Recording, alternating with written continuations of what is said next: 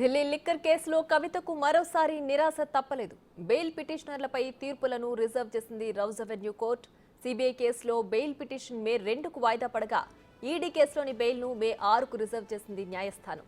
ఇక విచారణలో భాగంగా కవితకు బెయిల్ ఇవ్వొద్దని వాదించింది ఈడీ. సుదీర్ఘ సమయం పాటు వాదనలు వినిపించిన ఈడీ లిక్కర్ పాలసీలో కవిత చెప్పిన అంశాలనే చేర్చాలని వెల్లడించింది. ఈ స్కామ్లో భారీగా లాభపడింది ఇండో స్పిరిట్ నే చెప్పుకొచ్చింది. ఇక బుచ్చిబాబు వాట్సాప్ చాట్స్ ను కోర్టు ముందు ఉంచింది ఈడీ. ఇక ఈడీ వాదనలపై రిజైనర్డ్ లిఖితపూర్వకంగా ఇస్తామని కోర్టుకు తెలిపారు కవిత తరపు న్యాయవాది Nitish Rana.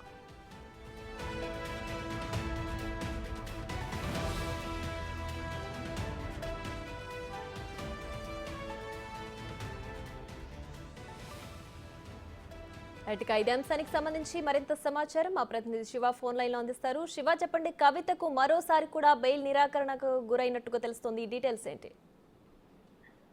Delhi liquor scam ED money laundering కేసులో కవిత బెయిల్ పిటిషన్ పై ఈ రోజు విచారణ జరిగింది. అంటే గత 3 రోజులుగా కూడా ఈ మనీ లాండరింగ్ కేసు సంబంధించి బెయిల్ పిటిషన్ పై విచారణ కొనసాగుతూ వస్తుంది. ఈ రోజు ఈడీ వాదనలు ముగిసిన తర్వాత తీర్పును రిజర్వ్ చేశారు. అయితే ఈడీ వాదనలు ముగిసిన తర్వాత ప్రతిగా మా వాదనలు కూడా మరొకసారి వినాలంటూ కూడా కవిత తరఫున రితేష్ రాణా కోరిన నేపథ్యంలో లిఖిత పూర్వకంగా ఈ వాదనలు 2 రోజులుగా అంటే ఎల్లుండిలోగా ఇవ్వాలంటూ కూడా కోర్టు ఆదేశాలు జారీ చేసిన నేపథ్యంలో ఈ 2 రోజుల్లో తమ వాదనలు కూడా లిఖిత పూర్వకంగా ఇస్తామని తెలిపారు. ఇక మొత్తంగా చూసుకుంటే ఢిల్లీ లిక్కర్ స్కామ్ లో కవితకు సంబంధించి అనేక ఆధారాలు మా దగ్గర ఉన్నాయనేది ఈడీ తరఫున జోయబ్ హుస్సేన్ వాదనలు వినిపించారు. లిక్కర్ కేసులో కవిత ప్రస్తావనపై కోర్టుకు అంటే మొత్తం డీటెయిల్డ్ గా ఈడీ తరఫున న్యాయవాదులు వివరించారు.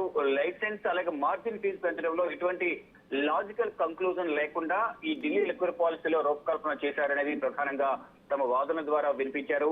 అంటే మద్యం పాలసీలో నూతనంగా తీసుకొచ్చిన మద్యం పాలసీలో మార్జిన్ అంటే లాభం అనేది 5% ఉంటే దాన్ని 12% పెంచారు. ఆ పెంచినది కూడా ఆ లాభాన్ని తిరిగి వెనక్కి పొందేలా ఢిల్లీ ప్రభుత్వం అక్కడ డ్రాఫ్ట్ అనేది రూపకల్పన చేసింది. అంటే 5% ఉన్న లాభాన్ని 12% అంటే సంవత్సరానికి 100 కోట్లలో లాభం వచ్చే విధంగా ఈ లిక్కర్ పాలసీ రూపకల్పన చేశారు. ఈ వచ్చిన లాభాన్ని కూడా తిరిగి ఇచ్చేలాగా అరవింద్ కేజ్రీవాల్ ప్రభుత్వం తిరిగి ఇచ్చేలాగా కవితకు మాగుంట రాఘవరెడ్డి, శ్రీనివాసరెడ్డి, శరత్చంద్రరెడ్డి అందరి మధ్య ఒప్పందం కుదిరింది అనేది ప్రధానంగా ఈడీ తమ వాదన ద్వారా తెలియజేసింది. దానిలో భాగంగానే వెనక్కి తిరిగి ఇచ్చే దానిలో భాగంగా 100 కోట్ల రూపాయలు ముడుపులు చేతులు మారాయి అనేది ప్రధానంగా ఈడీ ఆరోపిస్తోంది. అనేక అభియోగాలను కూడా నమోదు చేసింది. ఇక పెంచిన లాభాన్ని తిరిగి వెనక్కి పొందేలా ఒప్పందం ఏ విధంగా అయితే కుదుర్చుకున్నారో ఈ ఒప్పందానికి సౌత్ గ్రూప్ కేజ్రీవాల్ కు సౌత్ గ్రూప్ కు మధ్య విజయ్ నాయర్ మధ్యవర్తిగా వ్యవహరించారు అనేది గతంలో వాంగ్మూలం ఇచ్చిన సందర్భంగా కూడా ఈడీ అభియోగాలు నమోదు చేసింది.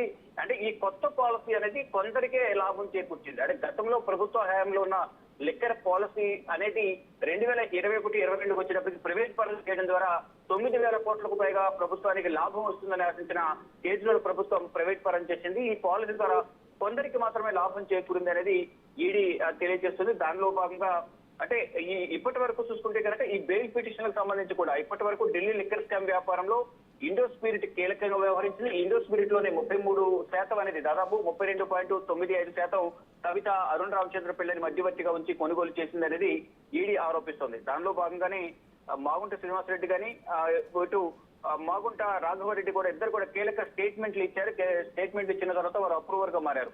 ఇక సుప్రీంకోర్టులో లిక్కర్ కేసు సంబంధించి ఇప్పటి వరకు ఎవరికి కూడా ఉన్న వాళ్లకు బెయిల్ లభించలేదు అనేది ప్రధానంగా ఈడీ తెలిపింది. ఇక లిక్కర్ వ్యాపారం కోసం ఢిల్లీ సెక్రటరియట్ లో కేజ్రీవాల్ మాగుంట శ్రీనివాసులు గతంలో కలిశారు. దానికి సంబంధించి కూడా అరవింద్ కేజ్రీవాల్ కూడా తన వాదనను తాను వినిపించే సందర్భంలో ఈడీ కస్టడీలో ఉన్న సందర్భంలో అరవింద్ కేజ్రీవాల్ కూడా తెలిపారు. అంటే ఒక ట్రస్ట్ ను నెలకొల్పడానికి తనకు భూమి కావాలంటూ తనను కలిశారని, కానీ దాని తర్వాత పరిణామాల నేపథ్యంలో రివర్స్ అయ్యారనేది ప్రధానంగా అరవింద్ కేజ్రీవాల్ కూడా తన వాదనల ద్వారా తెలియజేశారు.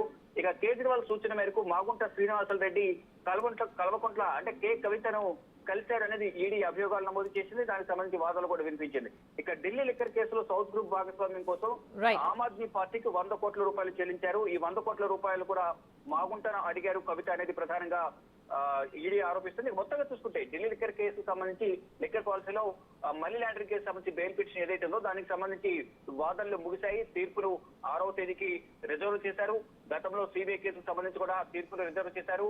CBI case Delhi liquor policy CBI కేసులో ఏప్రిల్ 2వ తేదీకి మే 2వ తేదీకి, అలాగే ఈడీ కేసులో మే 6వ తేదీకి తీర్పును రిజర్వ్ చేశారు. మే 7వ తేదీతో కవిత జ్యుడిషియల్ కస్టడీ ముగియబోతుంది. ఈ నేపథ్యంలో కవిత జ్యుడిషియల్ కస్టడీ పొడిగిస్తారా లేదా 2-6 తేదీల్లో బెయిల్ లభిస్తుందా, అంటే మళ్ళా కవితకు జైలా లేదా బెయిలా అనే దానిపై మాత్రం సస్పెన్స్ కొనసాగుతుంది. ఇటు కవిత వర్గం మాత్రం మొత్తానికి ఎదురు చూస్తుంది. కానీ ఈడీ సిబిఐ మాత్రం ఇప్పుడు బెయిల్ మంజూరు చేయడం ద్వారా సాక్ష్యాలను తారుమారు చేసే అవకాశం ఉన్నట్టు కూడా ఈడీ సిబిఐ కూడా తమ వాదన ద్వారా కోర్టు దృష్టికి తీసుకున్నారు. ఈ నేపథ్యంలోనే తీర్పును 2 కేసులు కూడా తీర్పును 2-6వ తేదీకి రిజర్వ్ చేశారు. Right Shiva, thanks for the updates.